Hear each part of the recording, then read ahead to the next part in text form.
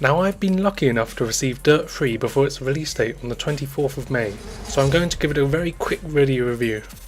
As you can see, Codemasters have gone for a very different look with the art direction of this game, and the most obvious part of that is the menus. The menus consist of simple, abstract designs layered on top of an interesting background, and it all ties in very well together.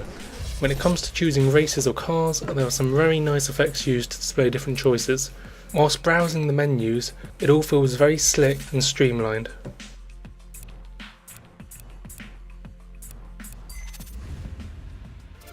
Now my favourite thing about Dirt 3 and many other of Codemasters games are the graphics. They use all the different tools at their disposal to deliver amazing visuals which run very well on most PCs, even with the lowest graphics settings. I've got an Nvidia GeForce GTX 470, so I can run the game on very high settings. As you can see here, the game is instantly pleasing to the eye, with amazing attention to detail on the surrounding trees, buildings and scenery. Even the people around the track look pretty good, which is really rare for most, if not all, racing games. One thing I appreciate most is the level of detail on the textures as well. In first person, this is really quite noticeable for the most part, and the post-processing effects used are lovely, but if I had one complaint about the graphics, it would be more control over brightness and contrast in the game. I mean, you have gamma control in the video options, but the default setting looks best, so I tend not to fiddle with this too much. So far, I've tried playing the game with an Xbox 360 controller, a keyboard and my Formula Force Wingman racing wheel, though to be honest, I don't recommend playing this or any racing game with a keyboard. You just don't get the accuracy you need. The handling in Dirt 3 feels great. It's a good cross between an arcade racer and a realistic racer. And if the mention of arcade racer puts you off, do not fear. When it comes to rally racing and other events where serious accuracy are needed, you won't find yourself throwing the controller away in anger because the steering is slightly off. Even if it isn't instantly to your comfort, there are lots of settings to choose from in the options menu. During single player, you can choose from over 40 different tracks, as well as what time of day you want to play them.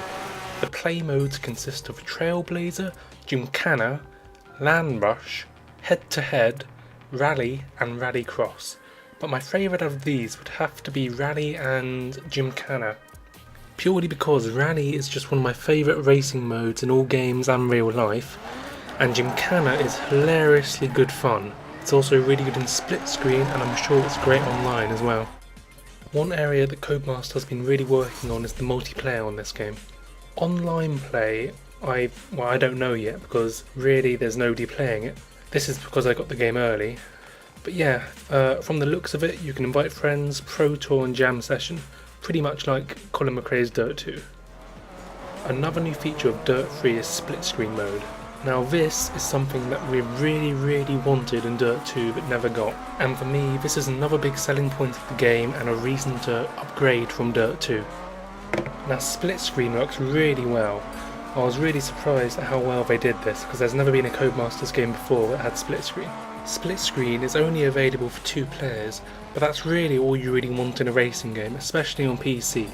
For 360 and PS3 this could be a problem, but I'm sure taking it in turns will get around it. The reason you can only have 2 players is because it's got to double the rendering of all the graphics in the game, and doing this for more than 2 people probably wouldn't be able to run on the 360 or PS3.